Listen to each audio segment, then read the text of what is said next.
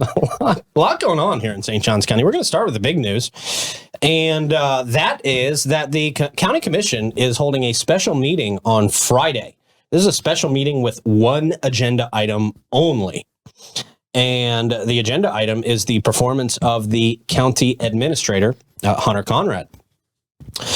They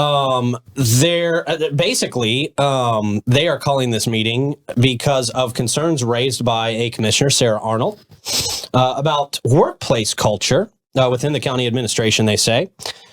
Special meeting going to be held to discuss County Administrator Hunter Conrad's contract, which was renewed in March, just a few months ago. He was given the all clear, all okay, it's all fine. We're even going to give you a raise. Oh, wow. They gave him a raise of $30,000 just a couple of months ago. So it's kind of surprising that Commissioner Arnold has raised these concerns after they apparently approved of him so much in March that they gave him $30,000 more bucks. That's a lot, yeah. It's a lot. So she expressed worry about what she says is growing workplace environment concerns and culture concerns among county staff. I watched a bit of this meeting, and this happened very hastily as well, very quickly. This basically comes from information that was disclosed in the June 20th County Commission meeting, where Sarah Arnold raised concerns that basically a staff director had come to her in confidence, she says, and said that basically Conrad called what she called a secret meeting together with directors and basically informed directors at the county level that, according to Arnold, that people were to filter their conversations through Hunter Conrad. Basically, she says that directors were told that before they could speak with county commissioners, they had to go through county administration and voice their concerns, and that would be filtered out to commissioners after that. She was concerned about that. Conrad defended this, stating that it ensures all commissioners receive the same level of service and information. Now, in 2020, Conrad was hired as the full-time county administrator when his new contract was set to expire 2026. He was set to at least be up till 2026. They say concerns about the contract were previously raised by a former county employee who claimed he was forced out of his position. The employee also mentioned pressure from higher-ups to hide a report from the Cultural Resource Review Board. Commissioner Arnold voiced her concerns about the county's ability to recruit and retain employees. So there seems to be a lot going on here, because to me, this seems like a pretty drastic measure to be just stemming from a single complaint that was just brought to her attention on the 20th. Yeah, I don't think it can be a single complaint. I mean, because that's a one-on-one situation.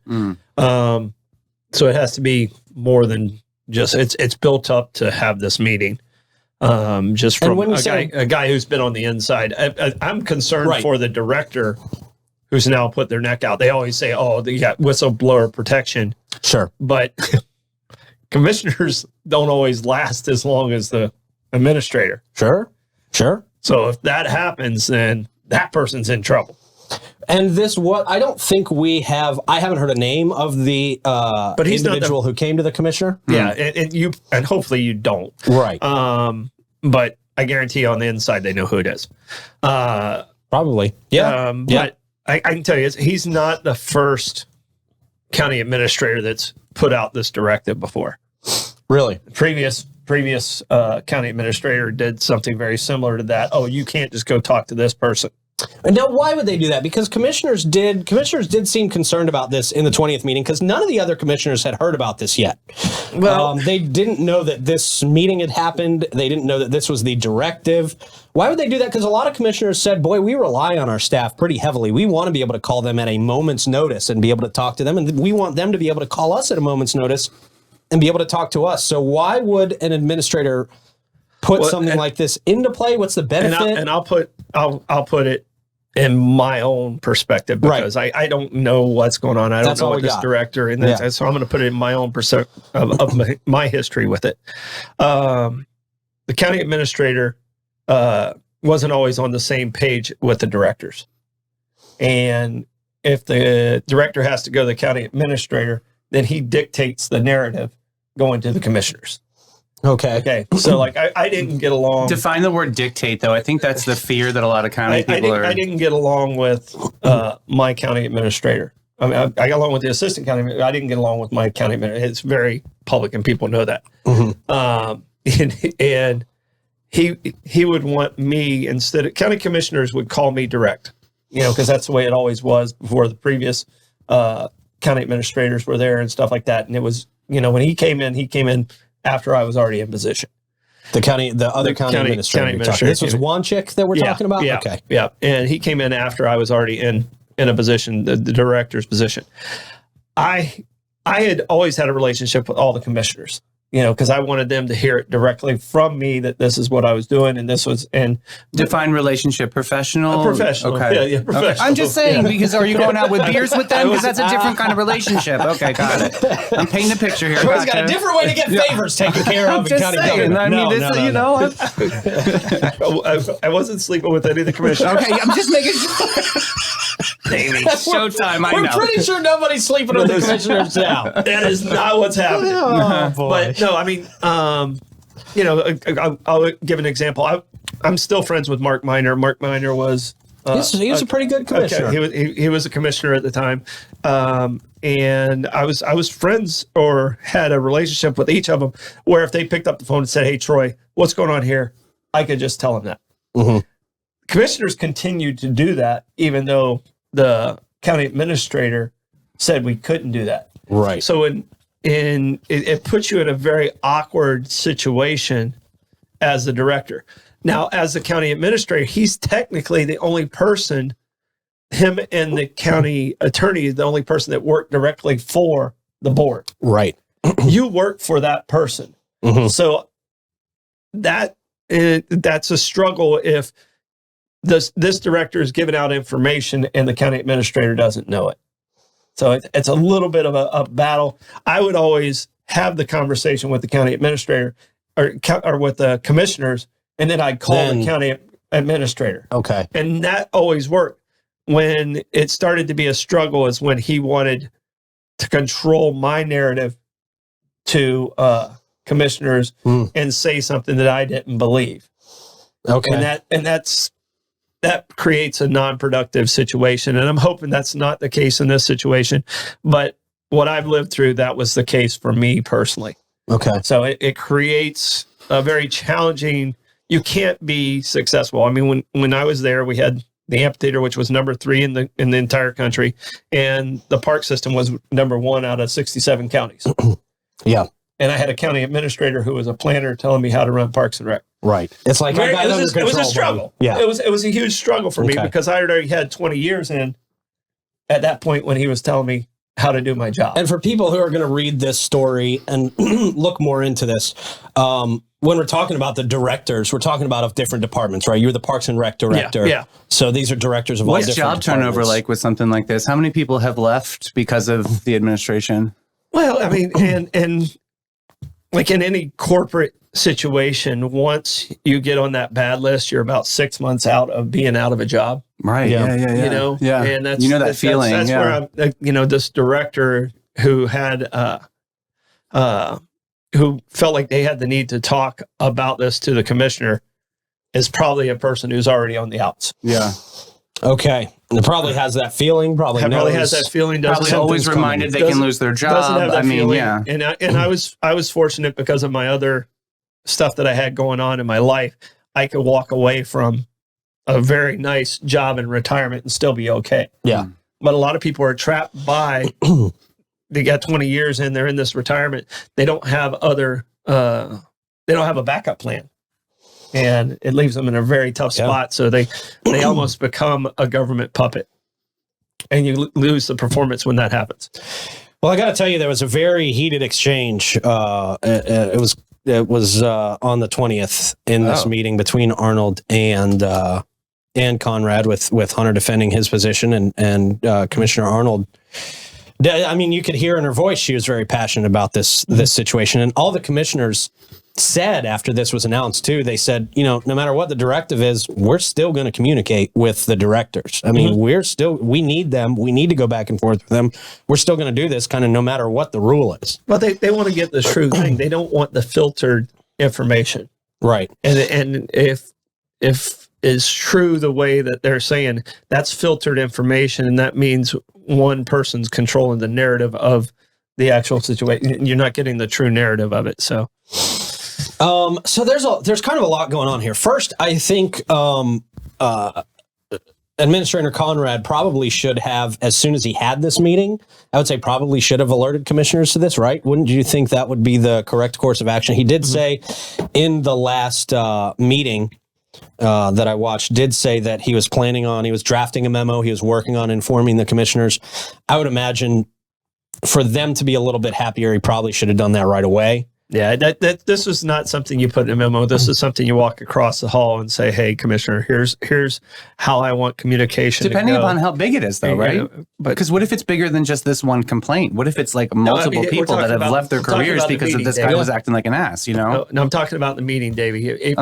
Because this is what they're talking about is the meeting. Right. If he truly had this meeting, he should have just walked across the hall and said, "Commissioner Arnold, here's what we're doing. Commissioner Whitehouse, here's what," and you have to talk to each one of them individually.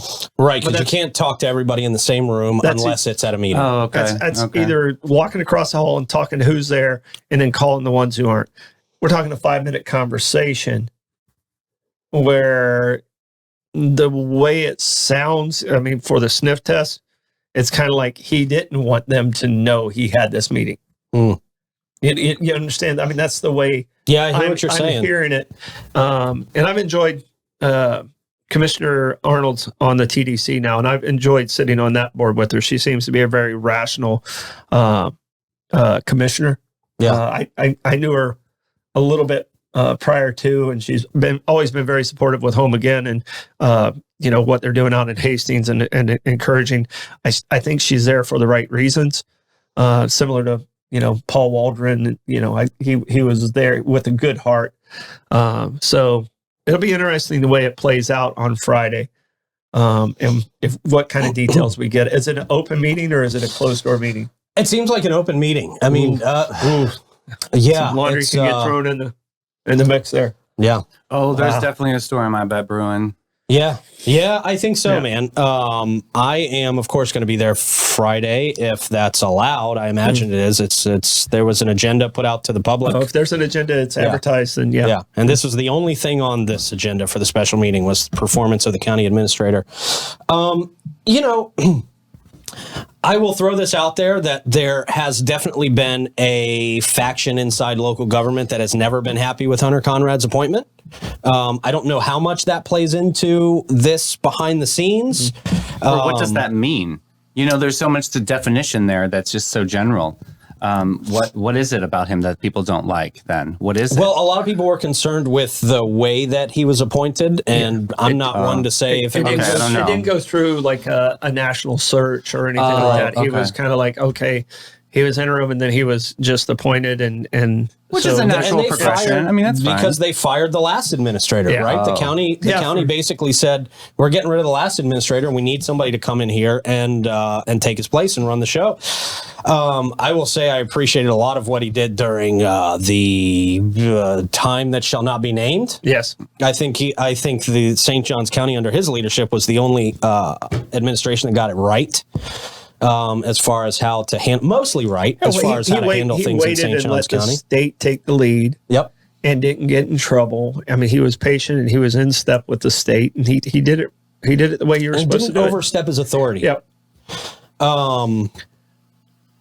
So this is going to be interesting, man. I don't really.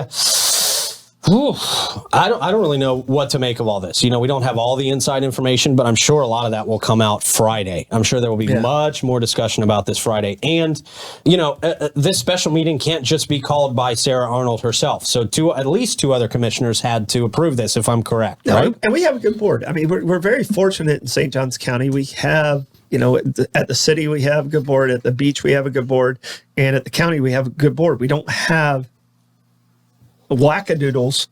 And I went through some wackadoodles. We don't have wackadoodles on our board right now.